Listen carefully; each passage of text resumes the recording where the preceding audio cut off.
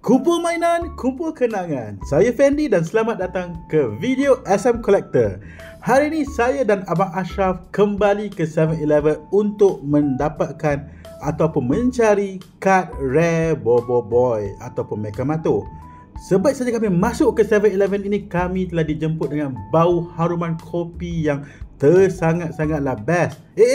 Dekat 7-Eleven ni ada lagi lah Pokemon Color Changing Cup yang kena kumpulkan stamp baru dapat. Di sini juga ada pelbagai jenis blind box dari Pokemon, Marvel dan juga Disney. Mereka pun ada Pokemon Mega Bloks. Pokemon Mega Bloks ni semacam Lego tapi bukan Lego. Dan untuk jenis ni saya dapati mereka ada jenis Squirtle dan juga ada Pikachu, Eevee, Pichu, Bulbasaur dan juga Charmander untuk set ini. Menarik. Tapi saya masih lagi belum jumpa kad Bobo Boy. Bila tanya dekat kaunter baru mereka keluarkan. Ada Pack Quest, Cyclone Fury, tetapi tak kelihatan lagi kad Techno Breaker. Saya pun mula mencari manalah nak tahu dekat belakang-belakang Cyclone Fury ni ada kad Techno Breaker. Tapi dah dekat ke penghujung masih lagi belum nampak kelibat kad Techno Breaker. Tapi tak mengapa, jangan putus harapan. Saya pun bertanya kepada pihak kaunter sama ada ke tidak. Rupa-rupanya mereka ada simpan asing. Rezeki Abang Ashraf lah untuk dapat satu pack Techno Breaker. Saya cukup suka dengan desain terbaru pack dari Monster ni. Nampak kemas, cantik dengan efek kilat dan juga gempa. Macam ni lah orang cakap baru strong weh. So, saya pilih satu kad lalu pergi buat pembayaran. So, apa kata kita buat unboxing untuk lihat apa yang kita dapat dalam pack ini. Dan inilah pack yang kita pilih. Pack nombor 8/9 bergambarkan Bobo Boy Gentar dari pack Techno Breaker. Wih, dalam ni akan dapat Bobo Boy Gentar, Yaya dan ada Bobo Boy Halilintar. Wih, cantiknya. Dia punya tagline macam biasa, kuasa di tanganmu. So, tanpa berlengah, mari kita buka dan lihat apa kad kita dapat.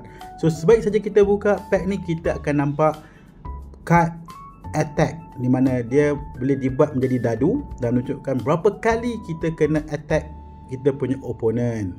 1, 2, 3, 4, 5 dan 6. So, tarik kad dari depan, letakkan di belakang dan mari kita lihat. Kad pertama untuk siri Techno Breaker ini adalah karakter Inkasa. HP 100, attack 60. Efeknya adalah HP tolak 40 pada kad lawan. Hebat juga. So, kad seterusnya yang kita dapat adalah kad Yaya.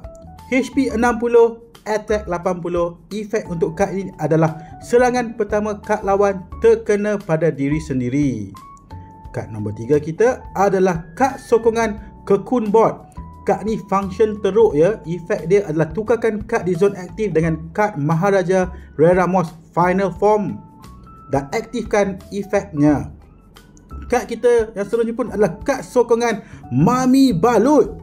Efeknya adalah ambil 2 kad dari bahagian atas deck dan letakkan di tangan. Bagus. Kad kita yang seterusnya Bobo Boy Halilintar. Attack 140, HP 120. Efeknya adalah jika menang ozon pertama, ambil kad Bobo Boy Solar dan letakkan di tangan. Wih, ini function juga ni. Kalau kita tak ada kad lain, boleh gunakan kad ni. Dan kad terakhir kita, kad Strong Bobo Boy Gentar. HP 240, attack 40. Efek attack tambah 160 setiap kali kalah dengan ozon. So, maknanya tambah 160, attack dia akan jadi 200 setiap kali kalah. Wah, kalah 2 kali, naik lagi jadi 360. Barulah orang panggil ini kad strong. So, mari kita letakkan kad di dalam sleeve untuk elak daripada rosak. Barulah akan lebih bersemangat untuk bermain dalam tournament. So, ini adalah kad-kad yang kita telah dapat untuk kali ini. Sampai sini saja video kita. Jumpa next time. Bye.